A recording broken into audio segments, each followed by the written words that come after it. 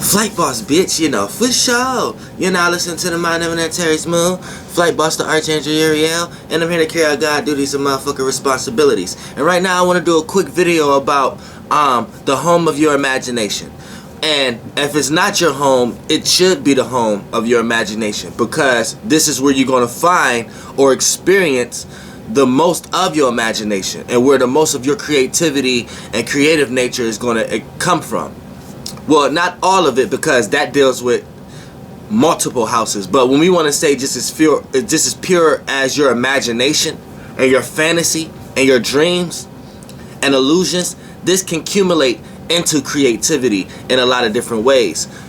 But there's multiple houses that deals with creativity. You know, houses like the 5th house, the 7th house, and things of that nature. You kind of have to be creative in those houses to withstand those houses. But for the most part, your imagination is what filtered that avenue first. Now, what happens is, now when we want to talk about the home of your imagination, now when we want to talk about dreams and imagination and things of that nature in astrology, we have to correlate to the planet Neptune, and we have to correlate to the 12th house, because Neptune rules it's home. It feels home and comfortable in the 12th house. But the further away the planets they get, the more percentage they lack of actually ruling.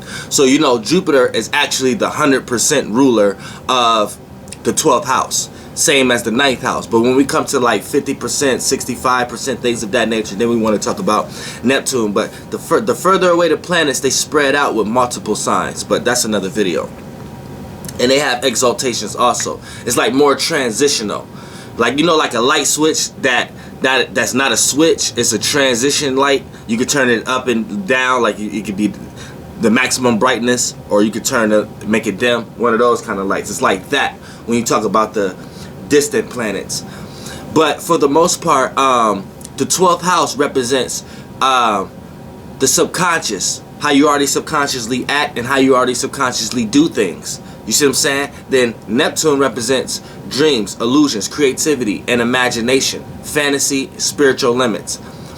Now, both of these houses, this planet and this house tap you into the subconscious realm, because both of these have something to do with the subconscious. You know what I'm saying? They like to say Neptune was used to be called in Greek mythology Poseidon and things of that nature. That was a sea monster, you know, dealing with the water and things of that nature. Then you have the 12th house.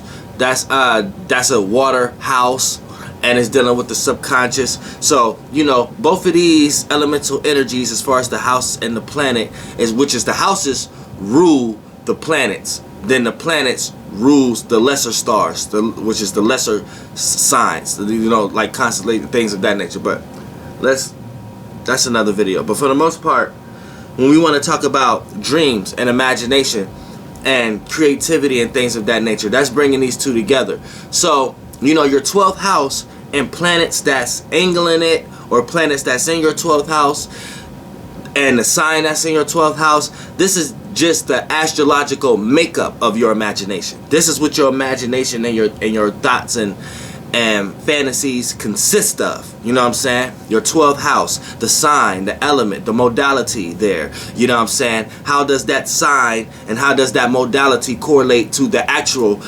sign that's supposed to be there? And don't just be satisfied just because you may have an air sign there and say that, well, hold on, well, the 12th house is ruled by a water house. So don't be excited just because you may have another water sign there, but it's not Pisces. Pisces is the actual sign that the 12th house rules. So just because you have Scorpio or Cancer there, that doesn't mean you're going to relate to that house any more than any other sign. You know what I'm saying? Every sign is different. It's just you may go into the same energetic force field, but the way you play out the force field is going to be different because of the modality.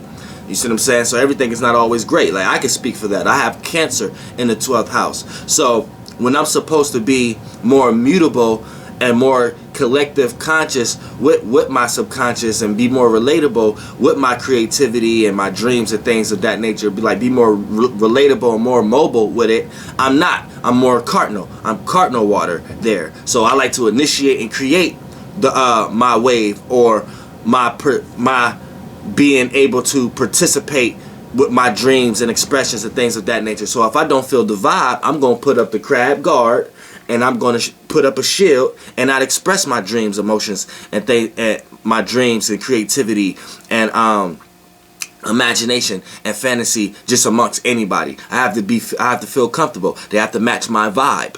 You see what I'm saying? If not, I'm not gonna be so willing and be open to release all my imagination or fantasy or dreams, and you see what I'm saying, to just any old body. You see what I'm saying? So it'd be a guard there. See, you have to, but in so many ways, shape, and form, that's causing separate. That's going to cause friction when you're trying to connect with the collective, when you're trying to be relatable, when you're trying to relate your dreams and imagination and creativity. I may lack know-how. You see what I'm saying, when it comes to that, because I may be in situations where I may be in filters where I'm in my own vibe. You see what I'm saying? And if other people not matching my vibe, I'm not willing to express. And it may be somebody that I may misinterpret or prejudge that may could take me from point A to point B if I just would have had a better way of relating what I'm imagining at the moment. You see what I'm saying? Without that guard or that shield up, or without necessarily. And then Cancer built my subconscious. I'm already not relatable. So what's the moon? So it's already dealing with my uncomfortability and comfortability. So other people, being around other people who's kicking off their imagination and things of that nature, is making me uncomfortable. Gonna make me feel a sense of creating a vibe or a wave with that kind of conversation and things of that nature. And it goes down to a lot of deep dynamics. But you know, the 12th house is just what constructs your the sign there, the modality, the planets, the other planets that's angling, that could controls, and you know what I'm saying, this what backs and support what your imagination is made of. Now, where the home of your imagination and where you're going to experience this the most is going to be the 12th house Lord. You see what I'm saying? Now the 12th house Lord is going to be whatever sign you have in the 12th house. The ruler of that sign is the house Lord, and whatever house that planet is in is going to be where your house Lord is placed at. Like basically where you're supposed to take, if you're not, when you're supposed to take that house and place all the attributes in the house of the planet that rules the house of the 12th house. For an example, if you got because me explaining it, I might have mixed and mangled words, so let me just do it as an example. Now for an example, my 12th house is Cancer, so the moon rules Cancer. So the moon, wherever the moon is at, that's where my house Lord is deposited at. So my moon is in the 4th house. You see what I'm saying? So now then you have to understand and correlate how everything match up. So that's where my creativity and where I see the most of my creativity at, or where I can express the most of my imagination, or where it may come to me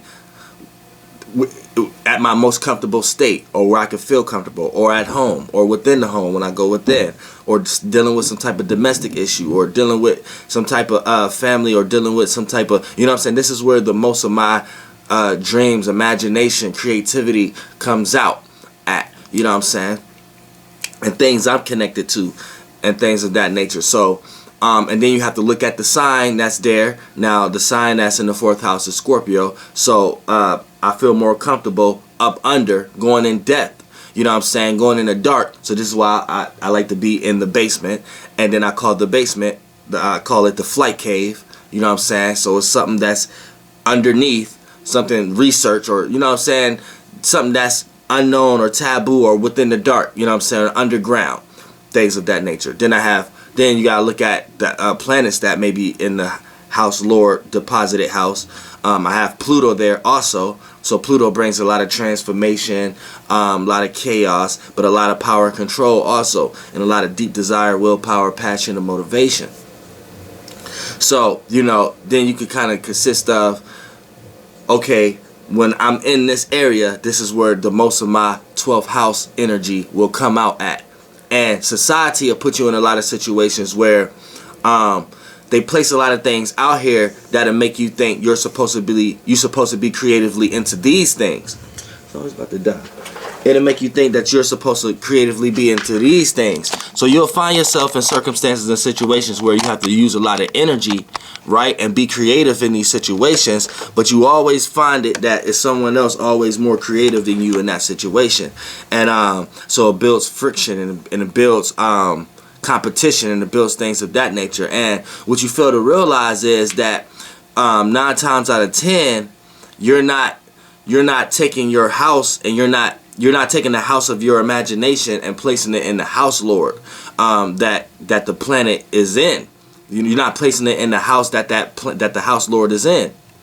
9 times out of 10, you let something external persuade you to go into these attributes. So now you're exhausting yourself because you're placing your imagination, creativity, and your fantasies and dreams into an area of life that don't resonate with your spirit. So it's going to be more experience there, more energy you have to put into it, more competition, more friction just to keep up with that. You see what I'm saying? Where if something was a gift other than a talent, a gift is something that you can do little to no effort. You know what I'm saying? And receive all the benefits from it. So, you know, it's a thin line between talent and gift. A talent is something that you may have did in a previous life. You see what I'm saying? And you don't want to let it go. So in this life that you're living right now, you may see a bunch of representations and a bunch of shapes and forms and stuff that represent what you have already done. So you find yourself getting into that area of life. But see, it's because you're familiar with it. It's something you feel comfortable with going after and things of that nature. So, you know, that's your talent. And then your talent a lot of times it'll blur the lines and create an illusion to make you think that it is your gift. You see what I'm saying? Because it's something that you naturally can do. But see, it's just something that your soul been practicing in numerous bodies and already know how to do. So it's correlated more to your south node, and it's correlated more to what you've done in the past. And a lot of times, some people may die early, or died before their time, or just died and their energetic force wasn't up for that experience. So when they come back in another vessel, they end up being able to access that energy a lot faster than they did previously also. But if they're not using that energy to do what they're supposed to do now, then they start receiving more friction and more downfalls and things of that nature. But you know what I'm saying, that's all correlated to your talent. Now your gift is something that you have to actually find. Your gift is actually something you have to get pushed into. Your gift is tied more to the north node. Your gift is tied more to things that's uncomfortable, things that you didn't know you can do before until you actually tried it. So a lot of times your gift is filtered through the things that you can't do. It's filtered through the things that you might not want to do. It's filtered through the people, places, and things that might annoy you. A lot of times you ever got frustrated on something that you really needed to learn, but you couldn't learn it the way you wanted to learn it, so you got frustrated. That's a situation of uncomfortability right there. That's something you need to learn. And the faster you know how to buckle down and take away the emotions and feelings of how you feel about learning about it, and buckle down and actually learn it, you're going to feel way better than how you felt just doing something that you were already comfortable with doing in the first place. Also, when we talk about your gift, a lot of times your gift is gonna appear scary. Because a lot of times you may have a certain natal alignment that allow you to be in your gift more than others, but you will start to feel like your gift make others uncomfortable a lot of times. So you'll hinder it. You know what I'm saying? You ever had that talent, or that's something that you can do that no one else know you can do, but you're not so ready or sure to express it to others because you think others is going to look at you in this sort of way based upon society and things of that nature? That's also a held back. Any form of uncomfortability puts you in the area of life of your spiritual growth, your spiritual path, and where you're supposed to actually be going, which is your gift. Your gift. Any form of uncomfortability puts you in your gift. You know what I'm saying? This really think about it. People who are most successful now been in the most uncomfortable situations of their life. And then that's what helped them find their gift. You see what I'm saying? That's what actually helped them find their gift. People who was in some of the most uncomfortable situations in their life. People who are in some of the most comfortable situations in their life, right? And these are people who had did it based on pure talent or based upon an external reference. and then they're gonna start experiencing a bunch of uncomfortability in some way, shape, or form if they're not understanding what to do with their comfortability energy. You see what I'm saying? It's just almost like, you say you was born into this life comfortable based upon maybe you had good parents or family members and things of that nature. Now you're already here with a certain talent. You see what I'm saying? Now you're supposed to use that talent for your gift. You see what I'm saying? Because in the vice versa way of things, your gift is always going to support your talent. So when you going after your talent and things of that nature, you may stumble and fall, but your gift is something you feel uncomfortable with doing. But when you do it, you always will get the support to supply your talent. So a lot of people waste their time on their talent instead of their gifts because of how their gifts are looked at. Now, reason why I flipped it like that, because as I just said, a lot of times when you're born into this world comfortable, a lot of times you're born into your talent. That's like I said, people who may have not been finished with that energy previously could come here and access it a lot faster. Old spirits, old souls, kids come here and blow up and be successful a lot faster. So they're here to finish their duty in that energy. But see, here's the thing, you came here with your talent. It's still not your gift though. See, it can get blind to make you think it is your gift, when it's not. It's society and external references. So you're here to use these things as to find your gifts. And see, your talent could play as an illusion a lot of times. It could put you in that competition role. It can make you never give up. You see what I'm saying? And it could be something that you need to give up. But that illusion right there can play that role. Your talent can play that role as an illusion. You got some people who been on one goal their whole life and never accomplished it and died. You know what I'm saying? Now they may have built up a lot of currency and energy behind that energetic force, but when they come back and experience it, it's going to be with more friction, more experiences, something that they're going to wish they never asked for. You know what I'm saying? Be careful what you ask for type shit. So when we talk about a person who was born into their talents, that's like a person who's born into their gifts. They're not their gifts, but born into their comfortability. So, right, that's even more filters. That's even more an illusion. So their life going to be even harder. You think it's not, but it is. You think people that's born early and rich and things of that nature, you think that's good, and it's really not. Because here's the thing, it makes it harder for them to find their gift. So it makes it easier for them to stumble and fall. And these be the people who kill themselves before anybody. You see what I'm saying? Also, you have to look at it like this. People who are born in their talents, they're here to use their talents to find their gifts. So they're here to utilize what they already have to give or to help or to kind of see what their gifts is. And a lot of times they get blind into all the things that their talent bring to them. So, you know, it's hard to find their gift. A lot of times one of their gifts might not have nothing to do with all the things that they talent may have got them, and they may be in this lifetime to learn how to filter through that, to learn that money don't mean everything. So just because you got a lot of money, that don't mean they may be here to learn that in this lifetime. It's so many different outlooks and ways to learn. But yeah, let me do a quick rundown on finding the home of your imagination and dreams. Now, the home, say you have the 12th house lord in the first house. You're going to find it in your personality. So you may have a creative personality, a dreamy one. So pay attention to that, or pay attention to others' personalities around you. And it may be a personal issue that you always go through, that where most of your imagination and fantasy come from. Or you may have a personal affair, personal people, places, and things in your life that your imagination come from. And the more you stay in that area of life, the more you're going to see it. Now let's say